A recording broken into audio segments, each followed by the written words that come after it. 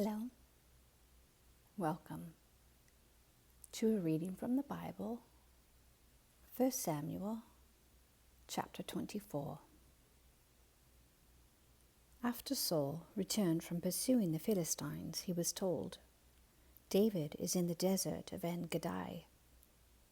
So Saul took 3,000 able young men from all Israel and set out to look for David and his men near the crags of the wild goats. He came to the sheep pens along the way. A cave was there, and Saul went in to relieve himself. David and his men were far back in the cave.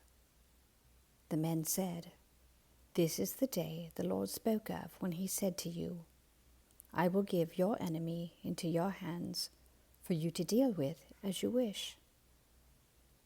Then David crept up unnoticed and cut off a corner of Saul's robe. Afterward, David was conscience-stricken for having cut off a corner of his robe. He said to his men, "The Lord forbid that I should do such a thing to my master, the Lord's anointed, or lay my hand on him, for he is the anointed of the Lord." With these words, David sharply rebuked his men and did not allow them to attack Saul. And Saul left the cave and went his way. Then David went out of the cave and called out to Saul, "My lord the king." When Saul looked behind him, David bowed down and prostrated himself with his face to the ground. He said to Saul, "Why do you listen when men say, 'David is bent on harming you'? This day you have seen with your own eyes how the Lord delivered you into my hands in the cave. Some urged me to kill you, but I spared you. I said, 'I will not lay my hand on my Lord, because he is the Lord's anointed.'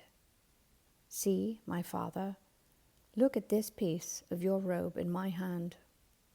I cut off the corner of your robe, but I did not kill you.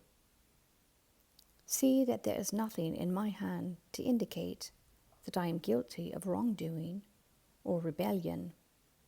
I have not wronged you, but you are hunting me down to take my life. May the Lord judge between you and me, and may the Lord avenge the wrongs you have done to me, but my hand will not touch you. As the old saying goes, 'From evildoers come evil deeds,' so my hand will not touch you. Against whom has the king of Israel come out? Who are you pursuing? A dead dog? A flea? May the Lord be our judge and decide between us. May he consider my cause and uphold it. May he vindicate me by delivering me from your hand." When David finished saying this, Saul asked, "Is that your voice, David, my son?" And he wept aloud. "You are more righteous than I," he said. "You have treated me well, but I have treated you badly. You have just now told me about the good you did to me. The Lord delivered me into your hands, but you did not kill me. When a man finds his enemy, does he let him get away unharmed? May the Lord reward you well for the way you treated me today. I know that you will surely be king, and that the kingdom of Israel will be established in your hands. Now, swear to me by the Lord that you will not kill off my descendants or wipe out my name from my father's family." So David gave his oath to Saul. Then Saul returned home, but David and his men went up to the stronghold. Amen. Thank you for listening.